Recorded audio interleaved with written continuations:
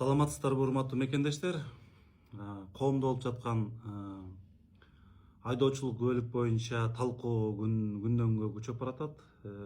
Бул маселени депутаттар жогорку кеңештин жыйынына алып чыгып талкууланууну кабыл алышты, сунушташты. Бул жакшы. Эми мен сиздерге бир мисал катары бир нече мисал айтайын. Анан өзүңүздөр чечим кабыл аласыздар да. Бир жыйынтыкка келесиздер деп мен ишенем. Мисалы, дүйнө жүзүндөгү эки державаны алалы. Бирөө Американы, бирөөнү Кытайды. Бирөө демократиялуу өлкө, бирөөсү коммунисттер. Ошо мисалы батышчыл болгон демократия өлкө СШнын практикасын карасак, ал жерде айдоочулук күбөлүк алуу 2 күн экен. Биринчи күнү тест, экинчи күнү вождение, практиканы тапшырат, анан айдоочулук күбөлүк алат. Кытай Эл Республикасында 20 мүнөттө алат. 20 мүнөт.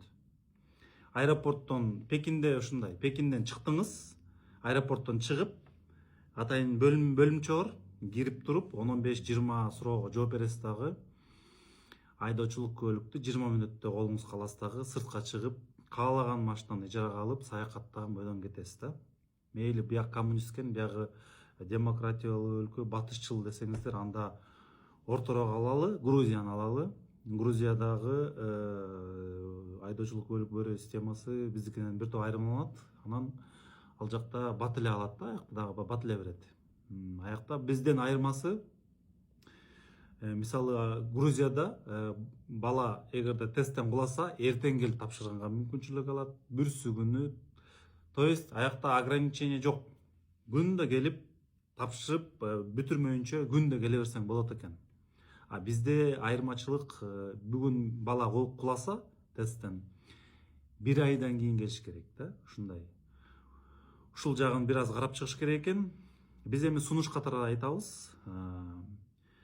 Анан негизи мындай логический жагынан, психологиялык жактан караганда, эми азыр кеп жаш балдар боюнча кеп болуп атат да. Жаш балдардын өлүмү боюнча өлүмү көп болуп атат деп талкуу жүрүп атат. Өзүңүздөр билесиздер да.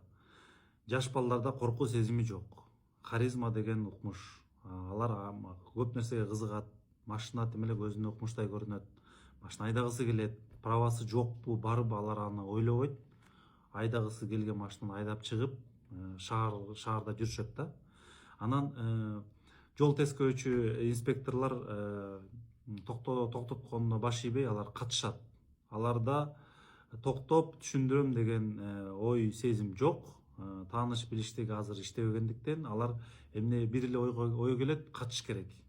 Жаш балдарда айдоо практикасы болбогондуктан алар качып баратып, ар кандай жол кырсыгына кабылышы мүмкүн. Бирок ушул жерде бир суроо жаралышы мүмкүн. Ушул маалда ким күнөөлүү болот? Кууган инспектор, ошонун натыйжасында жол кырсыгынан жаш өспүрүм каза болсо ким жооп берет? Же болбосо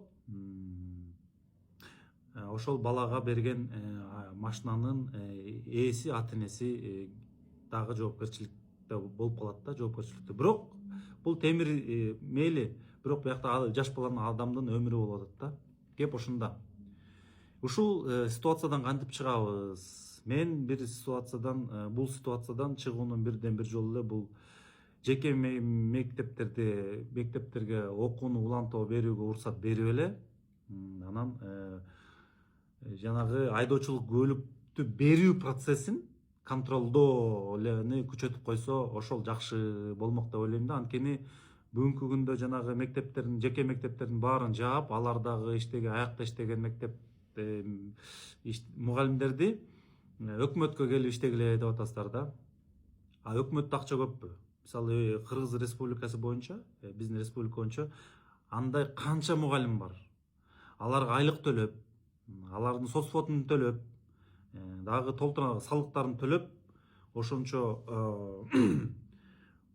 мугалимдин немеси, айлык акысы республика боюнча бир топ акча болот да. Ошол акчаны башка керектүү жакка жумшаса болобу деген ойду айтып атам да. Анткени маселе ушул эле жерде болуп атпайбы? Эгерде жеке мектептер балдарды жакшы окутпаса, унаа мекемесине келип ал жактан күбөлүктү ала албаса, алар айла жоктон илгерки тааныш билиштик система бүгүн иштебейт. Биз аны көрдүк, бул жагын баса белгилеп коюшубуз керек. Бирок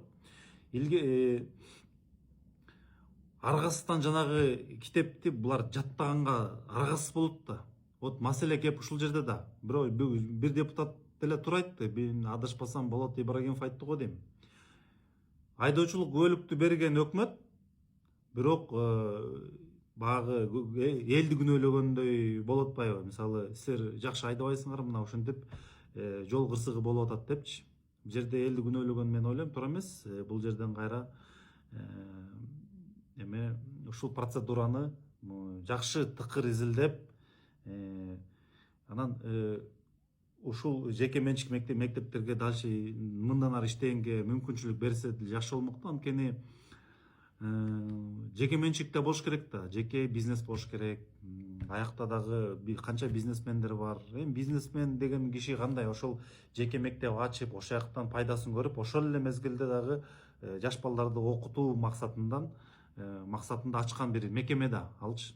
Анан мен айтарым ошол жеке менчикке тийишпей, өкмөттүк да болсун, жеке менчик да болсун. Ошондо жаш баланын өзүнүн альтернативасы болсун да. Же жеке менчикте окуйт, же өкмөттө окуйт.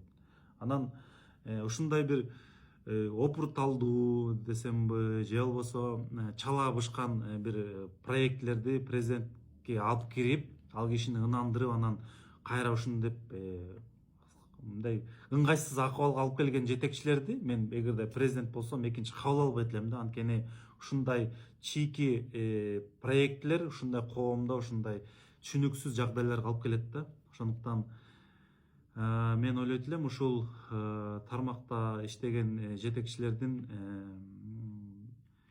бир аз немесин, стратегиясын карап чыгыш керек. Эми биз баягы талашып тартышып бир тастык жарылат деп ойлойм. Ошондуктан урматтуу биздин жарандар, жакында жогорку кеңеште ошо талкуу болуп, ошого активдүү катышып, сунуштарды берип, анан бир ылайыктуу коомго, биздин коомго ылайыктуу бир модель түзүп, ошо менен бул кризистин ситуациядан чыгып кетебиз деп ишенем.